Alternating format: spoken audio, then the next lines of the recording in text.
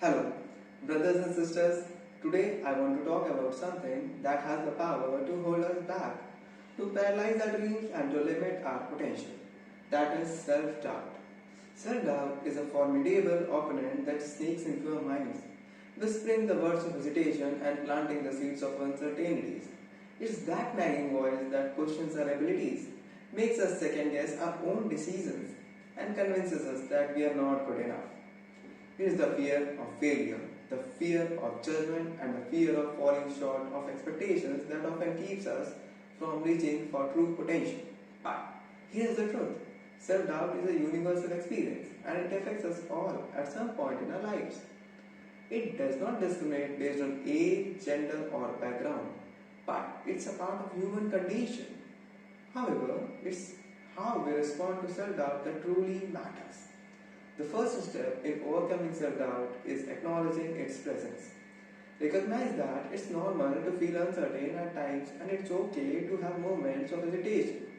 The key is not to let these moments define us or dictate our actions. Instead of allowing self-doubt to control us, we must challenge it. We must challenge those negative thoughts that tell us that we are not capable.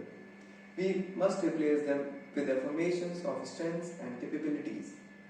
Believe in yourself, in your skills, in your uniqueness.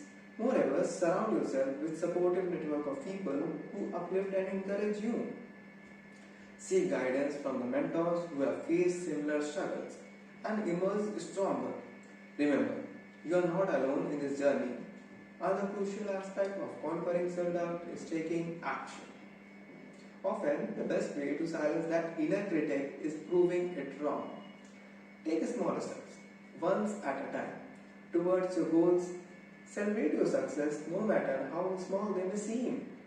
Each achievement will serve as a testament to your abilities, eroding the doubts that once held you back. Embrace failure as a part of learning process. Understand that setbacks and failures are not indicators of your worth, but opportunities for your growth. Learn from them, adapt, and keep moving forward. Finally, practice self-compassion. Be kind to yourself. Understand that perfection is an illusion and it's okay to make mistakes. Treat yourself with the same kindness and understanding that you would offer to a friend facing similar doubts. In conclusion, self-doubt may knock on the door of our minds, but we have the power to decide whether to let it in and make itself at home or show it the way out. Believe in your abilities, trust your journey, and remember that self-doubt does not define you. You are capable, you are worthy, and you have the strength to overcome any doubt that comes in your way. Thank you for listening to me.